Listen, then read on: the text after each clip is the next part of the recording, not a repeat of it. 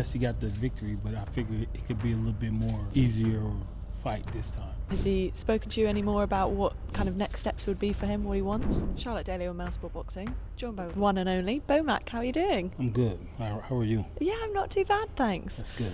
Look, we're obviously in camp for Chris Eubank Jr, but before we even talk about that, I have to ask you, have you come down from the high yet of Crawford's win over Canelo? Not really. I realized yesterday was a month, so that 1 month went by pretty fast. It's been a month already? It's been a month, yeah. Wow. Did you get to enjoy any of it afterwards? Because I know you basically went straight to the press conference for Chris and Conor. No. We just keep grinding, to the next fighter. Did you get to make it back over for the victory parade? Yes, or definitely we had to come back for the parade. That was beautiful what the city did for Bud. How was that? Yeah, because we've even seen other fights before where there's been a great turnout, but this looked like a whole new level, and so right, it should have been. I can imagine probably close to 1 million people there, I would think. Man, it was beautiful. It was beautiful. Crawford's obviously enjoying some well-deserved time off, but has he spoken to you any more about what kind of next steps would be for him, what he wants? No, not yet. We talked a little bit yesterday, but we didn't discuss anything about boxing.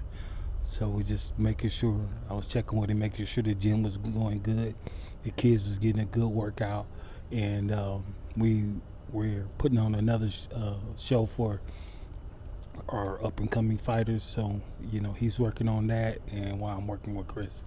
Working with Chris, exactly. You are back working with Chris Eubank Jr. You're with him for the rematch against Liam Smith. How did it come about, you coming back into camp with him for this one? Well, while we was finishing up with Crawford, Chris's guys, they hit me up maybe a month out and asked me would I be, interested. I told them, of course, right away, because I felt like that me and Chris got a good repertoire together. We got a good relationship, and we come out with good results whenever we hook up. Yeah, that's what I was going to ask, actually. What made you jump straight back into it? I asked Chris almost the same question about you, what it was that he wanted to work with you for. What is it about Chris that you particularly enjoy training or working with? Well, one thing about Chris when it comes to boxing is he's definitely got dog in him. Even though he maybe got 2 or 3 losses, he fights to the nail. He fights to the end, tooth and nail. It's not hard to get him to do anything because it's always yes coach. Go in there and get in the day in the gym is wonderful because you ain't got to yell at him or nothing. We just go through what we need to go through, and we get the job done. How much would you say your relationship with him has evolved from kind of working with him first time to now working with him for a second time? I think it's beautiful now. He's talking a little bit more in camp, so that just makes it seem like he's a little bit more comfortable with us. Yeah, with Chris, he doesn't always talk a lot in camp. I was going to say, as a trainer, how hard is it to get a gauge on him when he's not necessarily expressing a lot in camp? It's not hard for me because of the fact that I make sure that I ask him questions. To make sure that he's getting it and we on the same page. And how receptive is he when it comes to training and the things you're giving out? How can you tell that he's taking it all in if he's not necessarily as vocal? One of the ways I can tell is the way he's getting it, taking it all in, because during the training process, from the first day all the way up until to the end, and constantly working on it, and it's not hard. You just keep on working on the same thing every day, day in and day out for 2 months, 2-3 months. We've been lucky enough to see a few sessions now with you and Chris, and the way that it's working with Red as well. A lot of noise coming from camp, a lot of egging him on and kind of enticing him into doing certain things. Slightly different from what we've seen from Chris's camps before. Do you think that's been a bit of a shift for him, a bit of a adaptation? No, I don't think so, because the fact that again, we worked together before, so obviously he liked it because they called us back. Actually, they called us back right away, but we weren't able to get over here for those 2 fights that we missed due to scheduling. But he must love it. He must love the egging and pushing him on. We talking crap about the fighter and, just trying to get in his head. Look, we saw some sparring today as well. How happy are you with how he's looking at this point now in camp? Man, this sparring is great, man. Got some great guys come in. He's really doing what we asked him to do. He's improving, and that's the best part. It's interesting listening from an outside point of view. It's the smallest of margins and the fine details that you're kind of tuning with him. Is that stuff that you had seen previously before, or was it what you're taking from the Conor Benn first fight, or what bits in particular? Well, I'm glad you said that. Just fine tuning, that's what a fighter of that caliber just needs, fine tuning, and just trying to fix the mistakes that he made in the first fight before you go into the second fight. And that's the same thing I did the first fight we worked with him. Just fine tuning, just make sure you don't make the same mistakes over and over, so you have better results.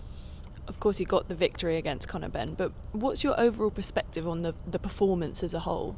Well, I figured that, yes, he got the victory, but I figured it could be a little bit more of easier fight this time.